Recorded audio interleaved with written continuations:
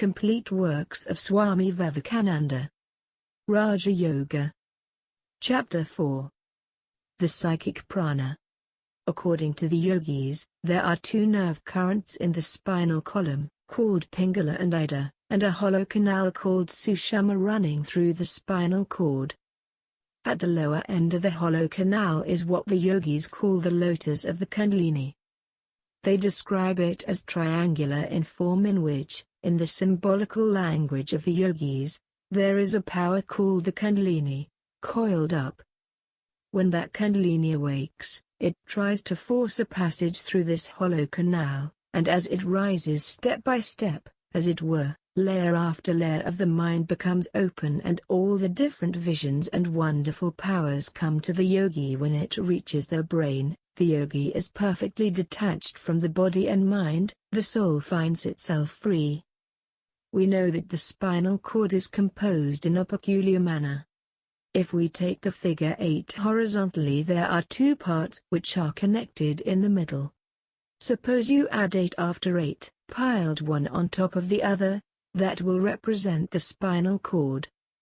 The left is the Ida, the right Pingala, and that hollow canal which runs through the center of the spinal cord is the Sushumna. Where the spinal cord ends in some of the lumbar vertebrae, a fine fiber issues downwards, and the canal run up even within that fiber, only much finer. The canal is closed at the lower end, which is situated near what is called the sacral plexus, which, according to modern physiology, is triangular in form. The different plexuses that have their centers in the spinal canal can very well stand for the different lotuses of the yogi.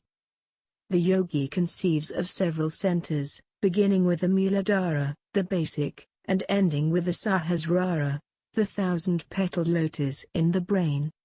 So, if we take these different plexuses as representing these lotuses, the idea of the yogi can be understood very easily in the language of modern physiology. We know there are two sorts of actions in these nerve currents, one afferent, the other efferent, one sensory, and the other motor, one centripetal, and the other centrifugal. One carries the sensations to the brain, and the other from the brain to the outer body. These vibrations are all connected with the brain in the long run.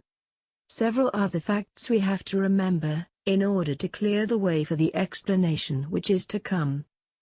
This spinal cord, at the brain, ends in a sort of bulb, in the medulla, which is not attached to the brain, but floats in a fluid in the brain, so that if there be a blow on the head, the force of that blow will be dissipated in the fluid, and will not hurt the bulb. This is an important fact to remember. Secondly, we have also to know that, of all the centers, we have particularly to remember 3, the Muladhara, the basic, the Sahasrara, the 1,000-petaled lotus of the brain, and the Manipura, the lotus of the navel. Next we shall take one fact from physics. We all hear of electricity and various other forces connected with it. What electricity is no one knows, but so far as it is known, it is a sort of motion. There are various other motions in the universe. What is the difference between them and electricity? Suppose this table moves, that the molecules which compose this table are moving in different directions. If they are all made to move in the same direction, it will be through electricity. Electric motion makes the molecules of a body move in the same direction. If all the air molecules in a room are made to move in the same direction, it will make a gigantic battery of electricity of the room. Another point from physiology we must remember, that the center which regulates the respiratory system, the breathing system, has a sort of controlling action over the system of nerve currents.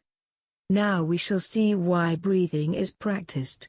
In the first place, from rhythmical breathing comes a tendency of all the molecules in the body to move in the same direction. When mind changes into will, the nerve currents change into a motion similar to electricity, because the nerves have been proved to show polarity under the action of electric currents. This shows that when the will is transformed into the nerve currents, it is changed into something like electricity. When all the motions of the body have become perfectly rhythmical, the body has, as it were, become a gigantic battery of will. This tremendous will is exactly what the yogi wants. This is, therefore, a physiological explanation of the breathing exercise. It tends to bring a rhythmic action in the body, and helps us, through the respiratory center, to control the other centers. The aim of pranayama here is to rouse the coiled-up power in the Muladhara, called the Kundalini. Everything that we see, or imagine, or dream, we have to perceive in space. This is the ordinary space, called the Mahakasha, or elemental space. When a yogi reads the thoughts of other men, or perceives supersensuous objects, he sees them in another sort of space called the Chittakasha, the mental space. When perception has become objectless, and the soul shines in its own nature, it is called the Chidakasha, or knowledge space. When the Kundalini is aroused, and enters the canal of the Sushumna, all the perceptions are in the mental space. When it has reached that end of the canal which opens out into the brain, the objectless perception is in the knowledge space. Taking the analogy of electricity, we find that man can send a current only along a wire. The reader should remember that this was spoken before the discovery of wireless telegraphy. Editor. But nature requires no wires to send her tremendous currents. This proves that the wire is not really necessary, but that only our inability to dispense with it compels us to use it. Similarly, all the sensations and motions of the body are being sent into the brain, and sent out of it, through these wires of nerve fibers. The columns of sensory and the motor fibers in the spinal cord are the Ida and Pingala of the yogis. They are the main channels through which the afferent and efferent currents travel. But why should not the mind send news without any wire, or react without any wire? We see this is done in nature. The yogi says, if you can do that, you have got rid of the bondage of matter. How to do it? If you can make the current pass through the Sushumna, the canal in the middle of the spinal column, you have solved the problem. The mind has made this network of the nervous system, and has to break it, so that no wires will be required to work through. Then alone will all knowledge come to us, no more bondage of body. That is why it is so important that we should get control of that Sushumna. If we can send the mental current through the hollow canal without any nerve fibers to act as wires, the yogi says, the problem is solved, and he also says it can be done. This Sushumna is in ordinary persons closed up at the lower extremity, no action comes through it. The yogi proposes a practice by which it can be opened, and the nerve currents made to travel through.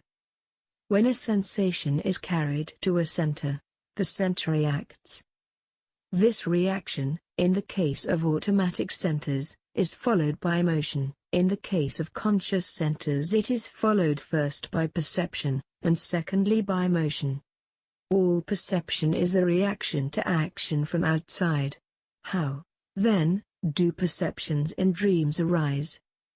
There is then no action from outside. The sensory motions, therefore, are coiled up somewhere. For instance, I see a city. The perception of that city is from the reaction to the sensations brought from outside objects comprising that city. That is to say, a certain motion in the brain molecules has been set up by the motion in the carrying nerves, which again are set in motion by external objects in the city. Now, even after a long time I can remember the city. This memory is exactly the same phenomenon, only it is in a milder form. But whence is the action that sets up even the milder form of similar vibrations in the brain? Not certainly from the primary sensations. Therefore it must be that the sensations are coiled up somewhere, and they, by their acting, bring out the mild reaction which we call dream perception. Now the center where all these residual sensations are, as it were, stored up, is called the Muladhara, the root receptacle, and the coiled-up energy of action is Kundalini, the coiled-up. It is very probable that the residual motor energy is also stored up in the same center, as, after deep study or meditation on external objects, the part of the body where the Muladhara center is situated, probably the sacral plexus, gets heated. Now, if this coiled-up energy be roused and made active, and then consciously made to travel up the Sushumna canal, as it acts upon center after center, a tremendous reaction will set in. When a minute portion of energy travels along a nerve fiber and causes reaction from centers, the perception is either dream or imagination. But when by the power of long internal meditation the vast mass of energy stored up travels along the Sushumna, and strikes the centers, the reaction is tremendous, immensely superior to the reaction of dream or imagination, immensely more intense than the reaction of sense perception. It is supersensuous perception. And when it reaches the metropolis of all sensations, the brain, the whole brain, as it were, reacts, and the result is the full blaze of illumination, the perception of the self. As this Kundalini force travels from center to center, layer after layer of the mind, as it were, opens up, and this universe is perceived by the yogi in its fine, or causal form. Then alone the causes of this universe, both had sensation and reaction, are known as they are, and hence comes all knowledge. The causes being known, the knowledge of the effects is sure to follow. Thus the rousing of the Kundalini is the one and only way to attaining divine wisdom, superconscious perception, realization of the spirit. The rousing may come in various ways, through love for God, through the mercy of perfected sages, or through the power of the analytic will of the philosopher. Wherever there was any manifestation of what is ordinarily called supernatural power or wisdom, there a little current of Kundalini must have found its way into the Sushumna. Only, in the vast majority of such cases, people had ignorantly stumbled on some practice which set free a minute portion of the coiled-up Kundalini. All worship, consciously or unconsciously, leads to this end. The man who thinks that he is receiving response to his prayers does not know that the fulfillment comes from his own nature, that he has succeeded by the mental attitude of prayer in waking up a bit of this infinite power which is coiled up within himself. What, thus, men ignorantly worship under various names, through fear and tribulation, the yogi declares to the world to be the real power coiled up in every being, the mother of eternal happiness, if we but know how to approach her. And Raja Yoga is the science of religion, the rationale of all worship, all prayers, forms, ceremonies, and miracles.